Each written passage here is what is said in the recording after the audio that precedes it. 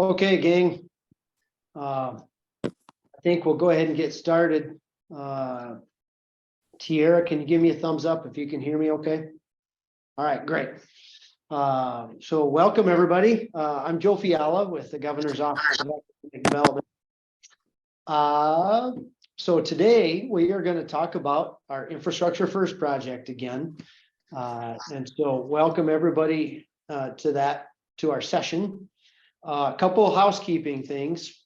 Please make sure that you are muted, just so that we kind of reduce background noise. And then if you would be so kind as to, in the chat box, type your name and the community that you're representing. We'd sure appreciate that. That just helps us kind of record who all is participating today. All right, I'm going to click to the next slide, maybe. Yeah, there we go. So let's do some introductions. Again, Joe Fiala, I'm the Partner Relations Director for GOED, and I'm based in Miller, but today I'm in our peer office. And so Adam, why don't you go ahead and introduce yourself? Yeah, thanks, Joe. Adam Molseed, I'm Partner Relations Representative down here in the Sioux Falls office, and got the pleasure to work with Joe for the last 5 years now. And I'm not sure if Hannah's on today. She had some, oh, she is. Hey, great. Guys. Hey, there you are. I'm Hannah Sage. I'm the Partner Relations Rep out in the western part of the state. If you guys have questions, give me a holler. Thanks, Hannah. Laura, you're I'm Lori Swanson. I'm Lori Swanson. I'm the Northeast Regional Representative, and I am in Aberdeen. Great. All right, thanks, team. I'm going to go to the next slide. Hey, look there. So just a quick overview of kind of content here. So we are talking about our Infrastructure First project. And just very quickly, this is the result of a grant that we received from the U.S. Economic Development Administration. And the grant was to focus on economic development planning. And we chose to further focus on infrastructure planning for economic development. And essentially, we can break this grant down into 3 buckets of work. The third bucket was creating capital improvement plans. We covered that in the last webinar and had a good, robust discussion on that. That was a couple of weeks ago. We recorded it. And so if you want to listen to that webinar, you can go back on our website, sdgoed.com, go to the partner area and then Infrastructure First, and you can view that webinar. Today, we're going to talk about buckets number 1 and 2, and that is to develop a statewide economic development plan. And we'll get into kind of what that means. But then bucket number 2 is to identify 16 of the best or most ideal sites within South Dakota for economic development, and do a little bit more of an in-depth infrastructure kind of assessment of those 16 sites. And so, having said that, I want to introduce our partner in this endeavor. It's a firm based in Sioux Falls called ISG, and they were on our last webinar as well. They have been selected to do 99% of the work on this project and complete all 3 buckets of work for us. And so I'm going to turn it over to Tiara and Steve to make introductions and kind of take over the next few slides. Thank you, Joe. Yes, we are from ISG. My name is Tiara Marcus. I'll be the project manager leading the effort for this. We'd like to spend a little bit of time today talking to you about the statewide infrastructure planning and then our approach to each of these different sections of the project, as Joe mentioned. So I'm going to, we got a couple other folks on the call with us. Lauren Gray is our project administrator, as well as Justin Heim, who many of you who participated in the call last time probably remember. We've got some new faces for you as well that we'd like to introduce for the team. Turn over, Steve. Hello, everybody. Steve Watson. I'm a development strategist with ISG. I'm based in our Sioux Falls office. and I'm going to be spearheading the site identification component of this scope of work. Also joining us by way of La Crosse, Wisconsin is Will Pratt.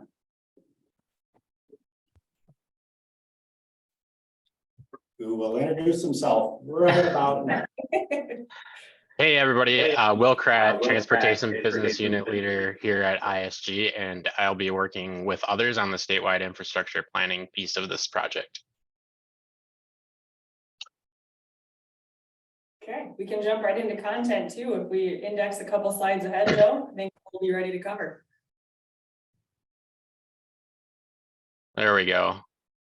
So just so everybody understands what we're talking about with statewide infrastructure planning, what we're going to be doing is data gathering, analysis, and then ultimately create recommendations to not only create a standalone understanding of the statewide infrastructure, but also to feed into the other efforts within this overall project, the selection of 16 sites and also to some degree capital improvement planning. Essentially, it's a SWOT analysis of the state's infrastructure.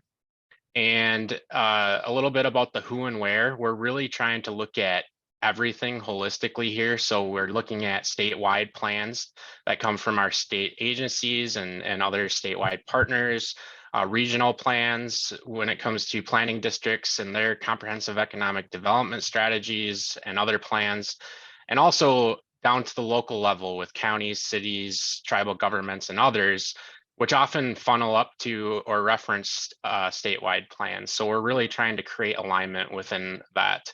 The what are we going to be looking at? We're going to be looking at the state's water resources, wastewater, natural gas, electric, rail, major roadways, and broadband internet. All of these resources and pieces of the infrastructure play a really important role in the state's economy. And so it's important as part of the analysis and determining what we should do in the future and which sites to focus on. Next slide.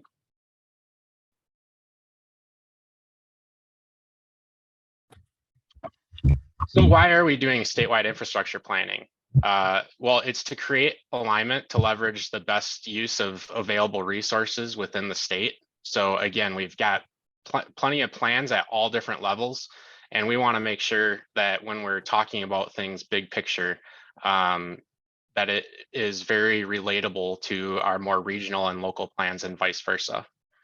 We want to determine what strengths we can build upon and what weaknesses to improve within the state in order to foster a vital economy. And we also want to have infrastructure planning strategies influence economic development strategies and vice versa. So it's really a two-way street there in order to make sure that we're accomplishing the best economic growth that we can. Next slide. And then lastly, how are we planning to do this? Well, it's a lot of collaboration. It's collaboration with other state agencies. We're going to be collaborating with public utilities and getting to learn a little bit more about their territories, their capacities, their plans for the future. We're going to be collaborating with railroads to understand their capacities and needs in the future. We'll be collaborating with many of you on this call, planning districts and other economic development organizations. And lastly, we want to collaborate with anybody that might be on this call. So if you have anything that you don't see here on any of these slides or just relative comments, or you're aware of a plan or strategy that might not be well known, reach out to your regional community partnership representative or anyone else on our team. And with that, Steve is going to start talking about the 16 selected sites. Thanks, Will. So somewhat concurrent to the statewide infrastructure planning process, we're going to kick off the scope of work of identifying the 16 best sites across the state. And the reason I say somewhat concurrent is that some of the information that Will just kind of covered is going to help inform this process. So we've got to have a really good understanding of our infrastructure strengths and constraints from a statewide level before we can start really honing in on specific sites. But you know, time's of the essence too, and we don't want to sit on our laurels. This is going to be a several month process. So there's some things that we can get started on sooner rather than later. But as you can see, the two are really closely intertwined. So part of our strategy with this, we want to look at agribusiness and industrial sites in particular. And we want to be really thoughtful about understanding where those sites may be statewide. And so we want to be very equitable in this. And the best way we can do this is by breaking this into the different planning districts and identifying the 2 best sites in each of the 6 planning districts. And then outside of that, regardless of geography, regardless of which planning district, we want to find 4 additional sites that are kind of what I would call the best of the best. I do want to stress one really important point, and I know Joe would agree with this, is that when we talk about the 2 sites in each planning district, we're also looking at non-members. So you don't necessarily have to be a member of the planning district to have a site that's in contention here. And that includes obviously our tribal nations too. All right. I've on the right side of the slide here listed some of the criteria that we're going to use to identify these sites.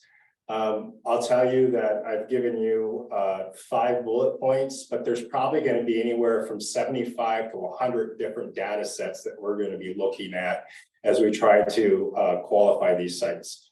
The obvious ones I've listed here, you know, the current future plan, utility capabilities, that's everything from water and sewer to electric and natural gas. When we talk about transportation infrastructure, we're talking not only highways and interstates, paved roads, but also rail infrastructure, and not just is there rail, but you know, what's the rail classification and how does this rail line interconnect with the rest of the state and the rest of the region and the rest of the country. We are going to be looking at workforce dynamics. I think that that's important, but it's not just, and I think this is really important for everybody to understand. We know that there's some population centers where you're going to have a lot of available workforce, you know, a Watertown or Sioux Falls or a Rapid City. But it's also about the skill sets in the region too. And so we know that there's an opportunity for economic development in every single pocket of this state. And so we want to really understand not only the workforce availability, but also the skill sets. And just as importantly, as a lot of you that live and work in rural South Dakota, commute patterns, because people are willing to travel for a good job with good benefits. And so we want to be thoughtful about that. We're also going to be thinking about the availability of raw materials. You know, one example that I like to use, you know, a number of communities across the state are chasing a dairy processing facility, for example, and we know that we have excess capacity for milk right now, and so, you know, where's the current milk supply? Where's the future milk supply? Where within that region does it make sense to put something like a cheese plant or an ice cream plant or whatever it may be? And then also thinking critically about some synergistic industries. A number of you have ethanol plants that are in your regions, and is there an opportunity for some type of offtake agreement with those groups that would incentivize a new industry to come in? You know, what do you do with your excess treated water? What do you do with steam and things of that nature? So we're going to be taking a very kind of holistic approach to this. The next slide is just, and I apologize, this is, you know, kind of tough to see the fine points here, but really the intent is to communicate. We're going to be creating concepts for each of these 16 sites that we identify. And this is an example of a concept that we created for an industrial park in the multi-state region, where we've been really thoughtful about the layout, having a variety of different types of sites, thoughtful about where utilities are coming from, thoughtful about the phasing of the park, all of those things. So after we identify the sites, then we'll put together these concepts, phasing plans, utility plans, and cost estimates, okay? One thing that I think is really important to underline, two things really. The first one is this is a data-driven process. So I've already had a couple of people call me up and say, "Oh, Steve, how do I get on this list? How do I get my site on this list? How do I get my community on this list?" And the answer is that there's no amount of lobbying that you can do, because we really want to take a black and white data-driven approach to identifying these sites. So that's a really important piece. The other piece too is that once we identify these sites, it's our intention to go back to GOED and go back to the EDOs that are in that, in those particular regions and say, this is what we came up with. Do you agree?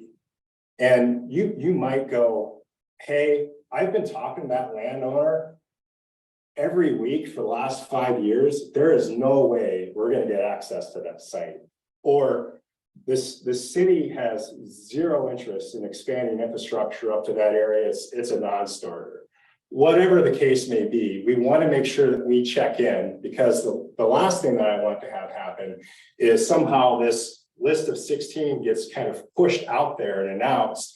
And now we have landowners that think they're sitting on a gold mine, and the cost of selling just went, through the roof, or the rumor mill starts spreading and we can't control it and all that. So we want to make sure we check in and with all of you to make sure that we're on the right path with all of this. The last slide is really just a visual that kind of summarizes the process. So again, we're going to start with the infrastructure plan at a statewide level, which involves a lot of data collection, a lot of engagement with different entities. We're going to do an analysis of that data. From that, we hope to identify the 16 best sites, again, per planning district. Rate those concepts, work in conjunction with GOED and those local EDOs before we finalize a report and those concepts. Great, thanks, Steve. That's really good. I agree with you on a number of your comments about, this is a collaboration with lots of different partners. The data-driven approach to selecting the 16 sites, and that there's no amount of lobbying that's going to really sway that, because we want it to be that black and white, very data-driven process. And that's part of the reason we're having ISG do that, just to be very open with everybody. We want it to be in the hands of somebody that can look at the data and tell us, here's your 16 sites. And so, and again, this is great. We want to spread these sites around the state. I agree with that completely. And that's how we proposed it when we actually applied for this grant to the EDA, and that was part of them awarding us the grant. Was we agreed to make sure that was going to happen. Well, that was really good. I'm going to go to the next slide, to the Q&A. I should have said this at the top, but if you have questions, type them into the chat box and we'll hit them. I do want to maybe just mention a couple of things as people are typing in their questions. So first, we're going to make as much of this public as we can, because this is a state agency that is having this work done, but we also have to be cognizant of timelines, and like Steve alluded to, we don't want to make something public that is going to upset the processes of maybe acquiring land or getting an option to buy land or something like that. We have to be very careful with that. I think as economic developers, we all understand that risk, that timing is very important when you're identifying sites. And so some of this may be delayed, for a significant amount of time as communities work through those processes. The statewide plan, I would expect we'll be able to make that public relatively quickly once it's complete. But we'll want to review that as well, so that we don't upset some kind of an economic development issue, right? So that was one thing I wanted to mention. The other kind of piece that I thought I would touch on today is the capital improvement plans. We covered that on the last webinar. We really haven't touched on it much today. I did want to mention though that for, maybe those communities that have joined the webinar today, or those EDOs that are interested in that, the application will open up tomorrow in the morning, and we've had a few people ask for a specific time. And I get it, because you want to be right on top of it. So I just thought I would mention, so we have staff that will come in at their normal time at 8 o'clock in the morning. They'll have to get some documents kind of arranged, that application document they'll have to upload to our website and make it active. And then you'll be able to download that one. And when you hit the submit button on that application, then your application will go through. So it might be an hour or two even, before all of that happens tomorrow morning. So I don't want people to be too antsy. We're going to be right on top of it, but it might take us just a little sliver of time. And then I also thought I would mention, with those applications, you're likely to have a number of attachments, whether they're PDF documents or Word documents. We're going to have an instruction on there on the application to email those attachments to Brady Stampy, our project coordinator here at GOED. And so that'll be plain on there, and she'll help you if you forget or don't get it sent to the right place. She'll be in contact to make sure that gets handled. So, questions? There's one question. Is there a timeline to complete the initial data analysis? Did you hear that, Steve and Tierra?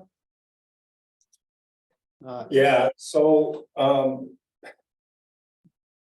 answer this a couple ways. So we have intentions of completing the entire scope of work in 12 months. We have a little bit more time than that, the grant, but that's our intent, is to have all of this wrapped up in a 12-month time frame.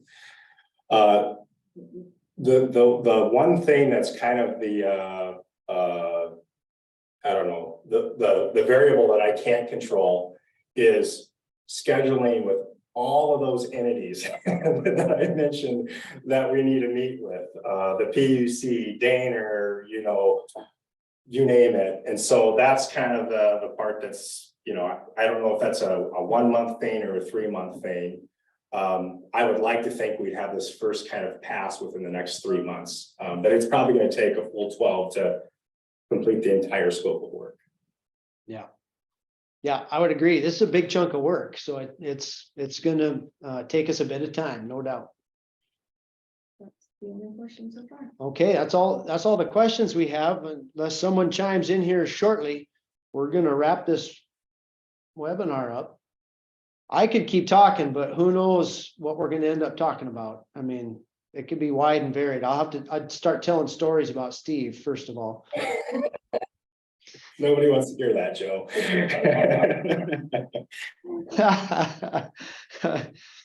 All right. Well, I'll kind of wrap things up. If someone's typing a question, we'll give it just 30 seconds as I wrap things up here, but appreciate everybody attending.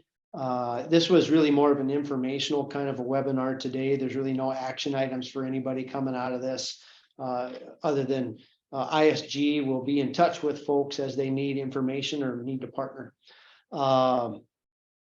We are working diligently on this to make sure that we're putting our economic development partners out there kind of at the forefront of this economic development planning push. We want you to be the local experts and the kind of the local folks that are leading the charge for economic development. And so hopefully we continue to put you in that position so that you can provide value to your city council and your mayors and your other stakeholders locally. That's our goal. We want you guys to look great in this process. And hopefully that we're able to do that. If we're missing the mark somehow on that, I would like you to let me know right away. And so with that, There's one more. oh, we got another question. To confirm, there is a submit button on the application. Is that how the application is submitted pressing a button sends an email to Brady. Yes. So I'm assuming everybody heard the question. Nod, Steve and Tierra, if you heard it. Okay, good. Yes, there's going to be a button on that application. It's an electronic document, and you fill in the fields, type in the fields, you hit submit, and that will send it to Brady. And if you have any trouble at all, call your partner relations rep. But hold off until probably like 10 o'clock in the morning, just so that you for sure get the application and get the right copy. So yes, there will be a button. You hit the button. Okay, we're gonna wrap it up. Thanks everybody for attending. Steve, Tierra, Will, the rest of the ISG team. Thanks for being our partners on this. We're very excited for this. I think this is going to be the start of a great conversation within the state on planning for economic development. And with that, everybody have a great day, and we'll talk to you soon. Bye-bye.